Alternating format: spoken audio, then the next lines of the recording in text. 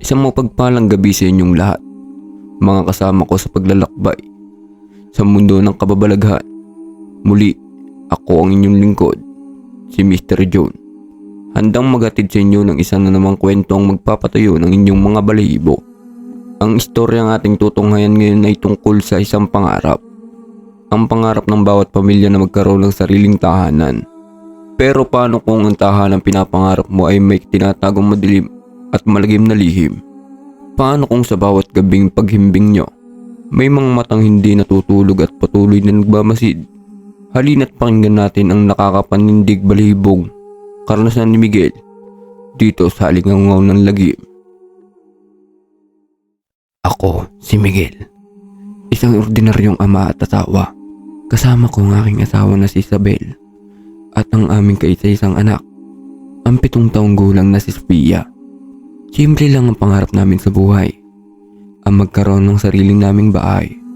Sawang-sawa na kami sa kakalipat ng apartment at sa buwan ng bayarin sa upa na parang walang katapusan. Kaya nang may dumating na oportunidad, isang lumang bahay na binebenta sa pinakamurang halaga, sapat na sapat lang sa naipon namin, agad namin kinuha. Nakatayo ang bahay sa isang tahimik na probinsya, medyo malayo sa Kabayasnan. Malaki ito, gawa sa matitibay na kahoy, at may malawak na bakuran na napapaligiran ng mga mayayabong puno. Vintage, sabi pa nga ni Isabel. Para sa amin, ito na ang paraiso.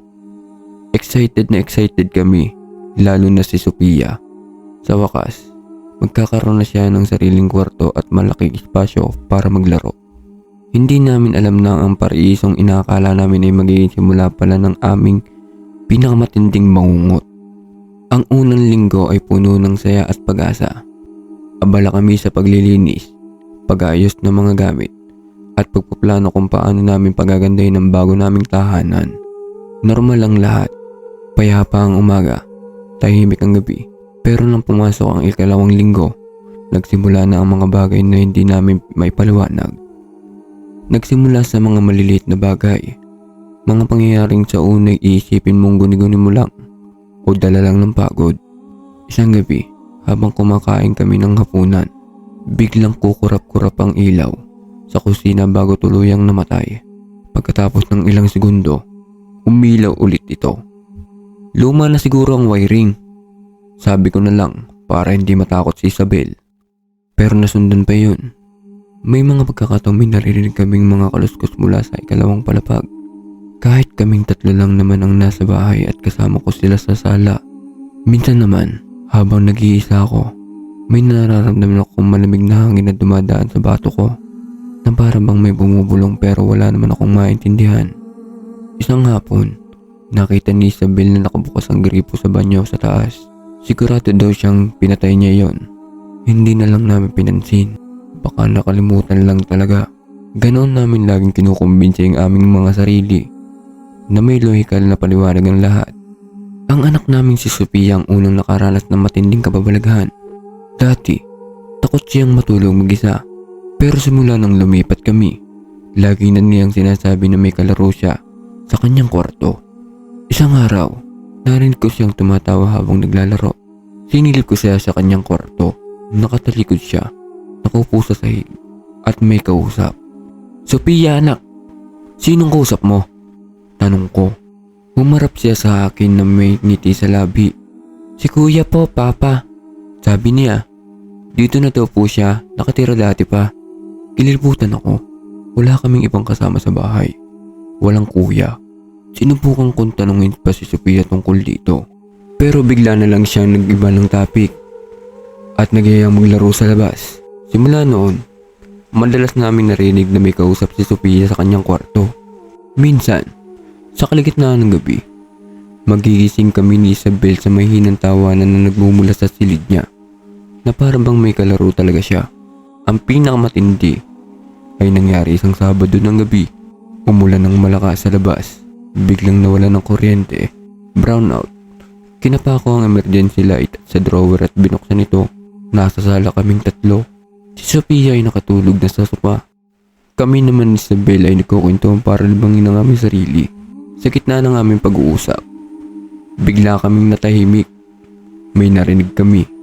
Isang tunog ng paglalakad. Dahan-dahan. Mabibigat na yabag mula sa ikalawang palapag. Galing sa madilim na pasilyo sa taas.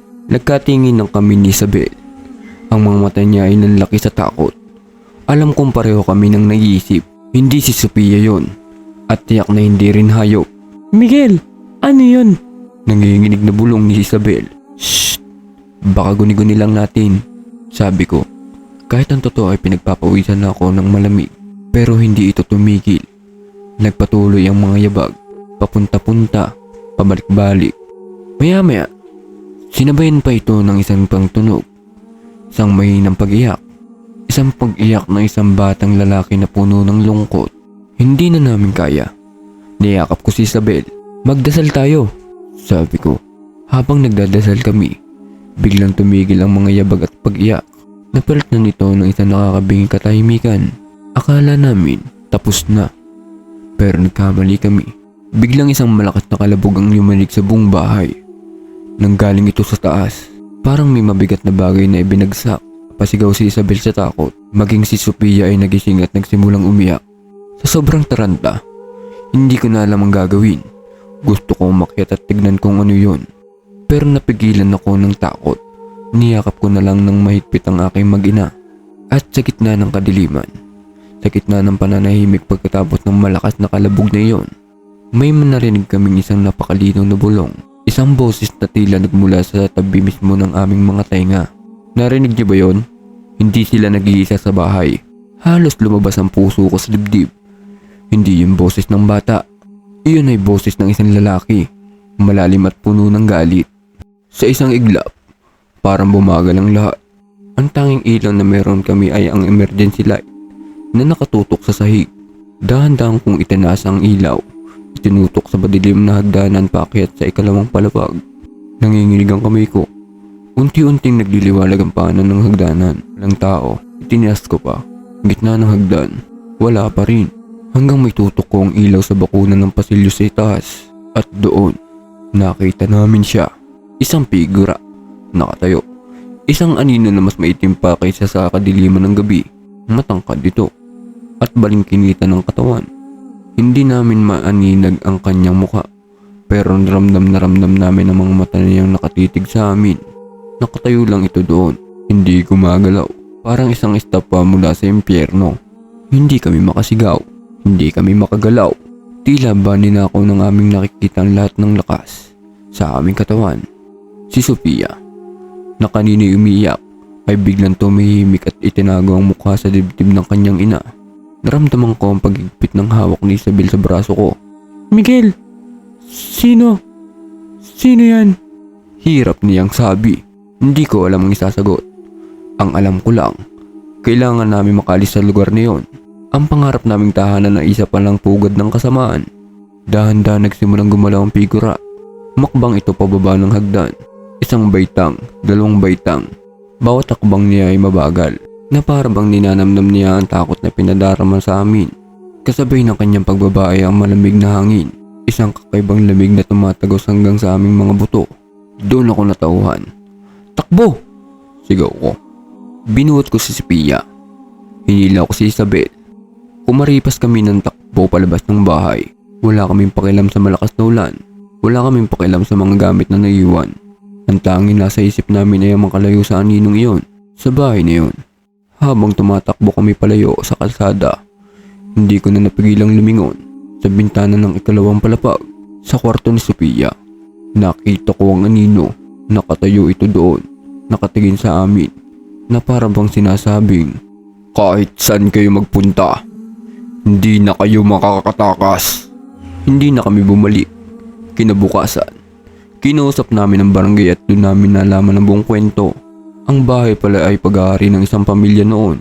Nagpakamatay daw ang ama sa loob ng bahay matapos niyang aksidenteng mapatay ang sarili niyang anak sa silid sa itaas. Ngayon, naiintindihan ko na ang batang kalaro ni Sophia, ang batang umiiyak, at ang galit na espiritu ng kanyang ama. Hindi lang kami ang hindi nag-iisa sa bahay na iyon. Sila pala, ang mag-ama, ay magkasama pa rin sa kabilang buhay. nakakulong sa 4 na sulok ng tahanang naging saksi sa kanilang trahedya. Isang madilim na trahedya ang nakakubli sa likod ng mga pader ng bahay na yon. Isang aral na hindi lahat ng pangarap na natupad ay may magandang katapusan para kay Miguel at sa kanyang pamilya. Iyon ay isang bangungot na hindi na nila malilimutan. Kayo mga kaibigan, anong gagawin ninyo kung malaman ninyong ang bahay na tinitirahan ninyo ay may ganitong kadilim na nakaraan? Mananatili ba kayo o tatakbo palayo? Ibahagi ninyo ang inyong mga saloobin sa comment section sa ibaba. At kung nasindak kayo sa kwento ngayong gabi, huwag kalimutan pindutin ang subscribe button at ang notification bell para wala kayong mamiss na episode ng Alingaungaw ng Lagim. Ako po muli si Mr. John, nagsasabing mag-ingat sa dilim dahil hindi mo alam kung sino o ano ang nagmamasid. Hanggang sa muli.